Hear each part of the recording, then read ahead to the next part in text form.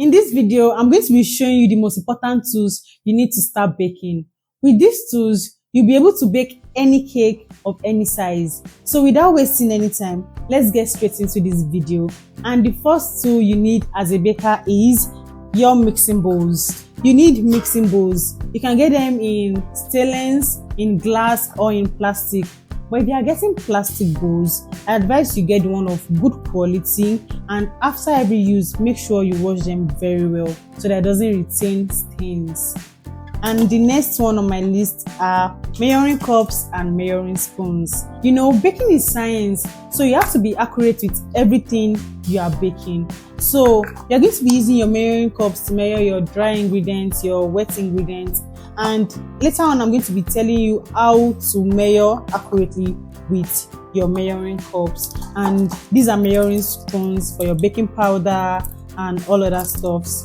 So the next on my list are measuring scales. So this is a digital scale. Make sure you get a digital scale for baking. As I've said earlier, baking is accurate. I actually prefer using the scale to the measuring cups because it's more accurate. So this was the first one I got. I got this one around 2020 and it served me. So last year I got this other one. This one is actually better, but you are good to go with this type. And the next on my list are this mixer, hand mixer. This is hand mixer. We also have stand mixer. If you can afford a stand mixer, that is okay, but with hand mixer you are good to go. This will help you to mix your butter, your eggs. So there are different products and you can always get the ones that are affordable for you.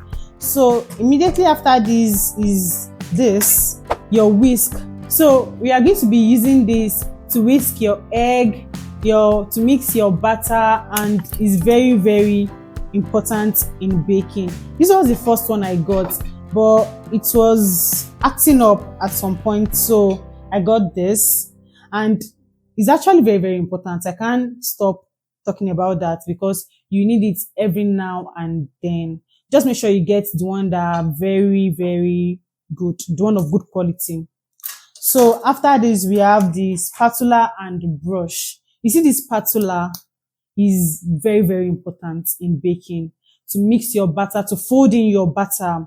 And this brush, the reason I'm showing you this brush now is because nowadays I see they sell these in sets, spatula and silicone brush, silicone spatula and silicone brush. You see, it's foldable, it's bendable. It will get to every corner of your mixing bowl when you're folding your batter. And this silicone brush, you use it to apply your sugar syrup on your cake. You use it to apply your oil to your pan before you add your butter to your pan, before you pour your butter into your pan. So I advise you get this together instead of getting just one of these, then getting this later. Get this together. It's going to be more affordable.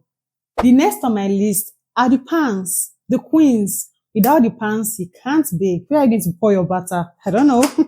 So I advise you get 2 sets of round pans and 2 sets of square pans. You see, with these 2 shapes, you can get different shapes, your rectangular shapes, heart cake shapes, oval shapes. With round and square pans, you're going to get everything. And the reason I'm telling you to get 2 sets is because you love baking so much, right? And you see yourself baking years to come. These 2 sets of pan will help you to be able to bake one at a time. Like instead of returning your cake pans every time into the oven, you can bake 2 cakes at the same time. So these square pans, you can get them, the 2 pans actually, you get them like maybe 6 to 14. So that's a set. Size 6 to size 14. So it's going to have 6, 7, 8, 9 to 14. And for the square pans too. So do the same. So with this, it's more affordable to get your pans in sets than going to the market to buy just one pan. You understand what I mean, right? So get 2 sets of square and round pans. And maybe later, you can get the stainless pan because it's more sturdy. But trust me, if you know someone, there's always that person like around you that knows how to make aluminum pans. So if you get someone that can make good aluminum pans, you're actually good to go. I got the stainless pan later, and I've been using these aluminum pans since 2020, and they are still very good. So later I'm going to be telling you how to know a good pan. So that'll be later in another video. So after our round and square pans, the next pans are your cupcake pans, your muffin pans. So I've been using this one too for a very long time, and it's actually serving me. Later, you can get more cupcake pans, and these are loaf pans. So if you want to bake cake loaves, you can get this.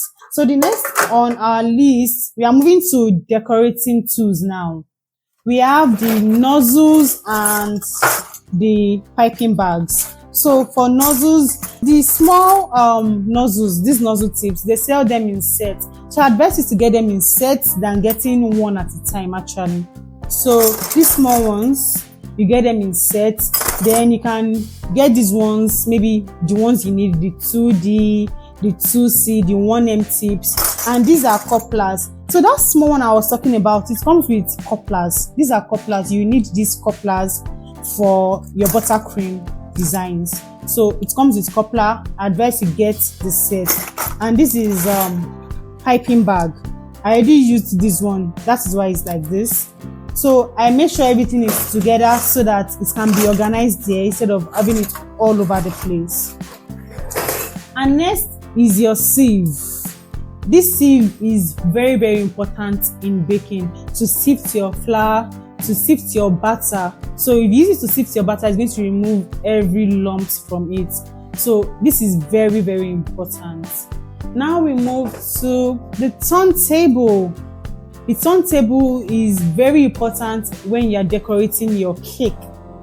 So this is turntable. It comes in plastic, and this is stainless type. It comes in plastic and I think smaller tops, but this is what a turntable looks like. For trimming your cake, it makes it easier.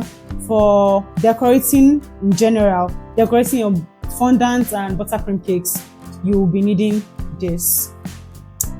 And next are your rolling pins. This is used for fondant and for pastries as well. We also have them in smaller sizes. So these are rolling pins. It's also available in, I think, in wooden. The wooden is available, but this one is better because it gives you a smooth finish. The wooden one is going to be giving your fondant some texture you won't like. So I'll advise you get the wax rolling pin. So the other time I talked about the hand mixer for your cakes. So I advise you get a wooden turning stick if you do not have a stand mixer, because even if you are going to get a stand mixer, maybe you get a small stand mixer, I don't advise you to overload your stand mixer with a lot of batter so that you don't overwork it. You get what I mean? So if you get this turning stick, you are going to use it to mix like larger cake batter. So turning stick is also very important when you are baking. So on to the next, we move to our offset spatula.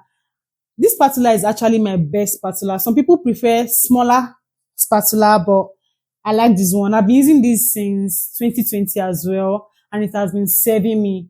This is offset. We have straight ones, but I actually don't need the straight one because this serves for both for me. So this is offset spatula to layer your buttercream between your cakes. You are going to actually need to apply buttercream to decorate your cakes. So this is very, very important. And up next is our trimming knife. It can be shorter, and make sure you get a very, very good one of good quality, because you are going to be using it to trim your cakes, the top of your cake, the side of your cakes to have a perfect shape. So you'll be needing what? A trimming knife. So still on our decorating tools, we have scrapers. This scraper is multi-purpose. Aside the fact that you can use it to smoothen your cakes, You can use it in pastry as well to cut your dough. Sometimes I even use it to pack stuff together on my table, like maybe after making a fondant and the table is a mess. It's very, very good to pack fondants together before you finally clean your table. So this is a straight scraper. It's actually mainly for buttercream, but I just told you it's multi-purpose. Then these are combs to make different designs. These are smaller scrapers. These are combs to make different designs on your buttercream. You can see this one. I got this one this year, but I've been using this one for a very long time. It comes in 3 sets, or how many sets? So yeah, it comes like this. Yeah, it comes like this. So for smaller cakes, for your bento cakes, and if you're a new baker, you know you are going to be making probably more bento cakes. So you'll be needing this. Can you see? So yeah, and we have our bench scraper. This one is very studied for tall cakes, and it actually gives a very good result. So this is also a scraper, bench scraper. So now moving to all these ones I just showed you are for buttercream basically. So moving to fondant tools, you need your smoothers. You need it, your smoothers to smoothen out your fondant cakes. So this is very, very important. And I advise you to get 2 of these at least. You need 2 of these smoothers. Then now to our modeling tools. When I was getting these, I didn't know that it was going to be very useful. But trust me, these tools are very, very useful if you're going to be doing fondant cakes. They come in different shapes and forms, if you can see them. So this is what modeling tools looks like, and is mostly used for fondant cakes, right? Yeah. And here we have our craft knife, also for fondant cakes. Our craft knife and our pizza cutter to cut out your fondant after rolling out. So you'll be needing this. So the extra tools I think you'll be needing for making a cake, your cling film and your parchment paper. These are smaller ones. They sell bigger ones, but if you're not baking for commercial purpose, I don't think you really need that. Only if you want to just keep it at home for longer use. So this is cling film to cover your cakes after they've cooled off from the oven before you start decorating your cake. You need cling film. You know, you have to be clean. You have to like always make sure your cakes are covered. So this helps cover your cake better. Cling film and parchment paper. Parchment paper to line your pans before pouring your cake batter into your pans. This is needed. And also cake box and cake board. Where are you going to put your cake? On the board.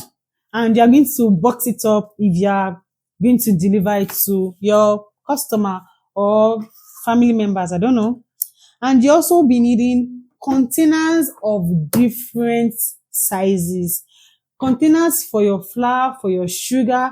I use this container to store my measuring cups, my silicone brush, spatula, and even these, what's it called? These modeling tools. I store them here. So I don't want dust on my stuff. So I use storage containers so much, airtight containers. So I use them so much. And other things, these are the last 2 things I'm going to be showing in this video. Your stapler and your scissors. You see these scissors, you even have to get a good one. Don't just buy any scissors anyhow because you think it's not part of baking tools. It's actually very, very important to cut your parchment paper, to cut your cling film, and so much more. And this one, maybe to hold your box together, because sometimes these boxes can act funny. So you'll be needing your stapler. And I also advise you to join my Telegram channel where I'm going to be teaching you how to bake and so much more. So the link is going to be in the description below. And that will be the end of today's video, guys. See you